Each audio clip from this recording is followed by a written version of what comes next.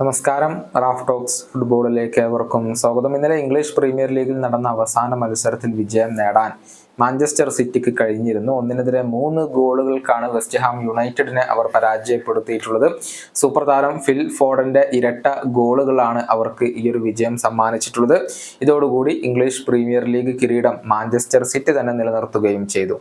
തുടർച്ചയായി 4ാം തവണയാണ് premier league കിരീടം അവരിപ്പോൾ സ്വന്തമാക്കുന്നത്. ടീമിന്റെ വിജയ രഹസ്യം എന്താണ് എന്നതിനെ കുറിച്ച് പെപ് ഗാർഡിയോള ഇപ്പോൾ ചില കാര്യങ്ങൾ പറഞ്ഞിട്ടുണ്ട്.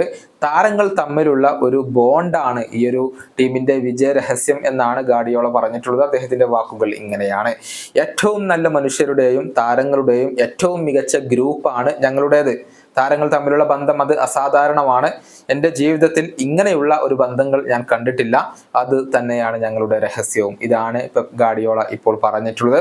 അതേസമയം അടുത്ത സീസണിന് ശേഷം താൻ മാഞ്ചസ്റ്റർ സിറ്റി വിട്ട് പുറത്തു പോയേക്കും എന്നുള്ള ഒരു സൂചനയും പെപ്പ് നൽകിയിട്ടുണ്ട്. അതേക്കുറിച്ച് അദ്ദേഹം പറഞ്ഞിരിക്കുന്നത് ഇങ്ങനെയാണ്: വരുന്ന സീസണിലും ഇവിടെ തന്നെ തുടരാനാണ് ഞാൻ തീരുമാനിച്ചിരിക്കുന്നത്. പക്ഷെ യാഥാർത്ഥ്യം എന്തെന്നാൽ ഞാൻ ഒരുപാട് കാലം ഇനിയും തുടരുന്നതിനേക്കാൾ ക്ലബ്ബ് വിടാനാണ് സാധ്യത. അടുത്ത സീസണിന് ശേഷം ക്ലബിന് എന്താണ് ബെസ്റ്റ് എന്നത് ഞങ്ങൾ തീരുമാനിക്കും. പക്ഷെ നിലവിൽ ഞാൻ ഹാപ്പിയാണ്, ഇവിടെ തന്നെ തുടരും.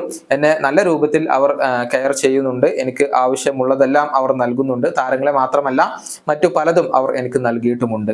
ഇതാണ് മാഞ്ചസ്റ്റർ സിറ്റിയുടെ പരിശീലകൻ ഇപ്പോൾ പറഞ്ഞിട്ടുള്ളത്. നമുക്കറിയാം, സിറ്റിയുമായി അദ്ദേഹത്തിന് 2025 വരെയാണ് കോൺട്രാക്ട് അവശേഷിക്കുന്നത്.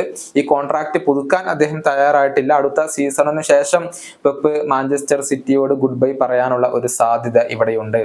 ഈ വീഡിയോ അവസാനിപ്പിക്കുന്നു. കാണാം.